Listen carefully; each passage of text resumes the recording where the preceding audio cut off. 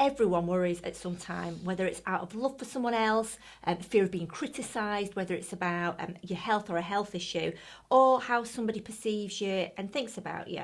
Now, occasionally, worry is absolutely fine, it's perfectly normal, and you know what, in some circumstances, actually worrying can prompt you to take action and to step outside of your comfort zone. That's right.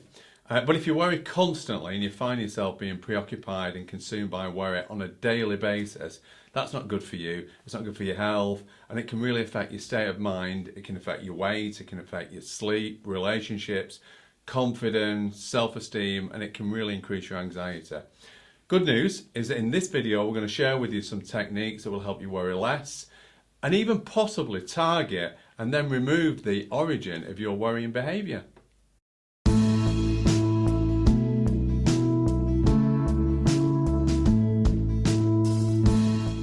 It's really important to consider the origins of why you worry.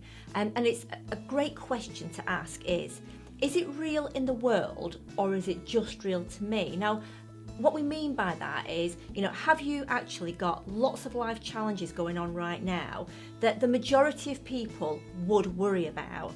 Or are you over worrying in a situation that really there isn't anything to get upset about? So if you are over worrying, the question is why? You see, worry, just like anxiety, like having a phobic response, like an OCD, is a symptom. And there's a learning behind that, which is medically known as a schema or cognitive thought process. And it's that creates the reference that drives your behaviour. So if you are an over-worrier, there's an important question to ask yourself, and that's why. So consider, why do you worry excessively? Here are some of the common origins. Yeah, one of the first most common origins is learned behaviour. So it's actually copying a parent. So if you've got a parent that's an over-worrier, the likelihood is that you will be too. Just like when you copy an accent.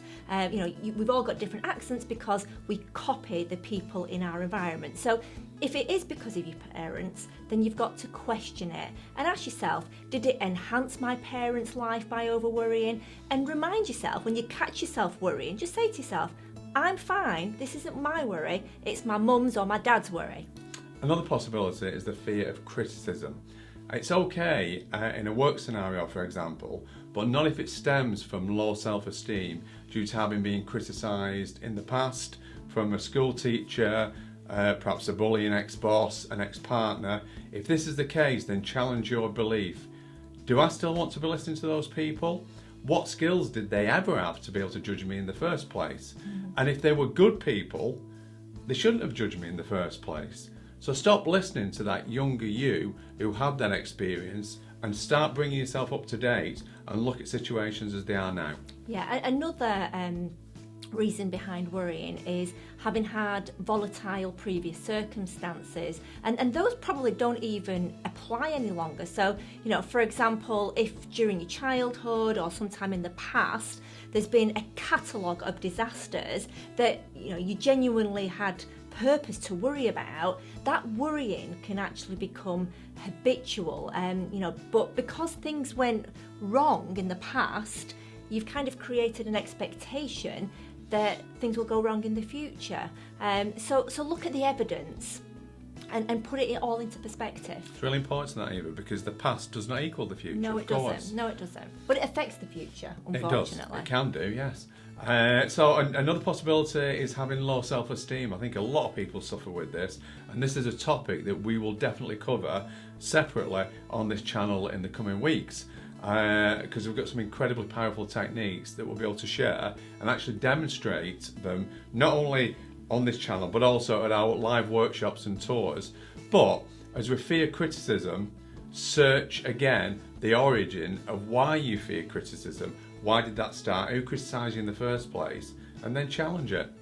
Yeah, now this is a really big one for worriers, and I think we've all been victims of this, and that is when we have too much time on our hands. You see, having time on our hands, and if it's not used constructively, it can encourage negative thoughts and negative behaviours, and then that kind of all spirals. You know, we've got a brain. It's the most incredible organ that even today psychiatrists and psychologists, they don't fully understand it. But what we do know is that our brain likes to be occupied, and if you don't give it something constructive or positive to occupy it, it'll invariably find something, and that can often be a worry or an anxiety or a pain or an ailment, which then grows, because you know it's like a muscle that you exercise. The more you exercise it, the bigger it gets. So you know, don't cultivate your worries and negativities and make them grow.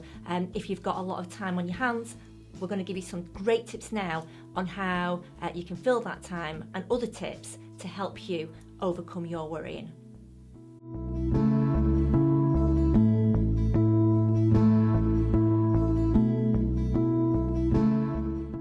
As we've discussed, the first step to overcome worry is to find the origin. What's causing it? What's causing your worrying behaviour?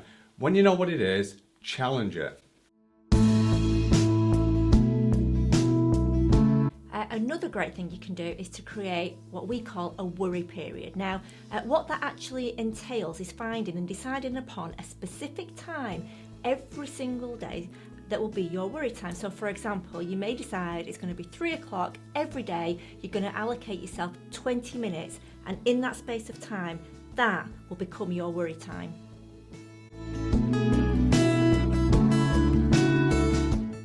If you've got a few worries, make a list.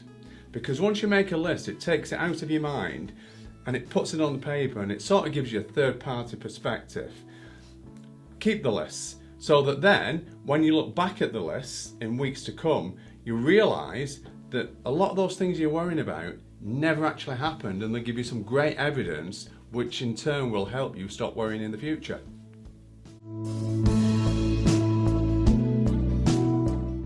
Don't tell yourself not to worry, because what you resist persists, and it'll make you think about it even more.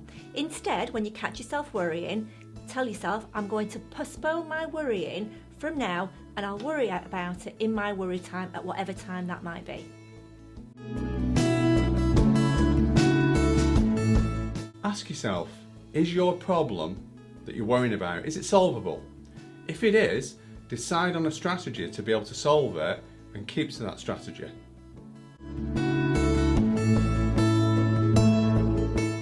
Consider your environment and also the company that you keep, because the people around you can really affect how you feel. So if you've got a friend that's always anxious or always really, really negative, then they will actually make your worrying worse, because they actually might offer suggestions as to other things that could happen or go wrong, which would make your worry far worse, and therefore we would suggest, where possible, avoid them. If you're going to discuss anything that you're worried about with somebody, only discuss it with someone who's got a positive outlook on life, or someone who's a family member who will give you positive and constructive advice. Don't discuss your worries with someone who you know is a worrier, because all they will do is inflame and inflate your worries, and that's not going to make it any better. Find a positive distraction or a hobby, whatever that might be, to use your time positively. Maybe it's some voluntary work, maybe it's a hobby that you've always wanted to try or do, or joining a group or doing an online course, but use your time well.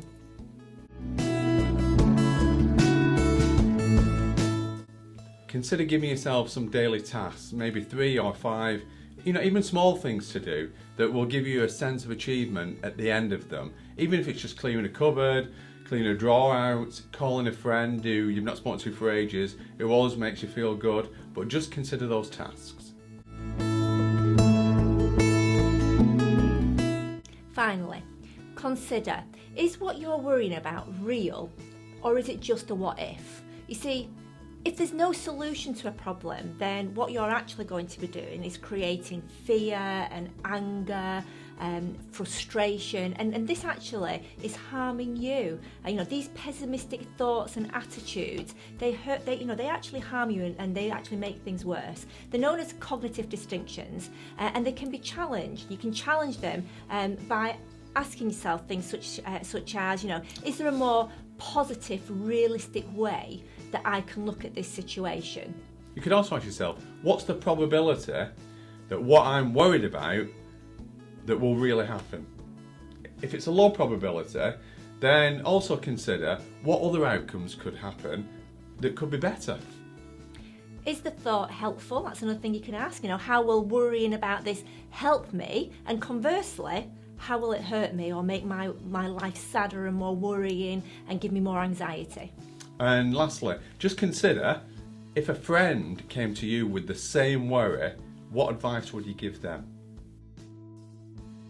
Thank you for watching, and don't forget to subscribe to our YouTube channel so that you see these videos first. We really hope that this video has helped you, and worrying, this is just one of the topics that we cover at our day workshops and our events. We'd love to meet you in person. If you wanted to join us, then that would be great. It's a great day full of information about how you can think and feel happy. If you want some details about those, the email address is events@speakman.tv. Thank you.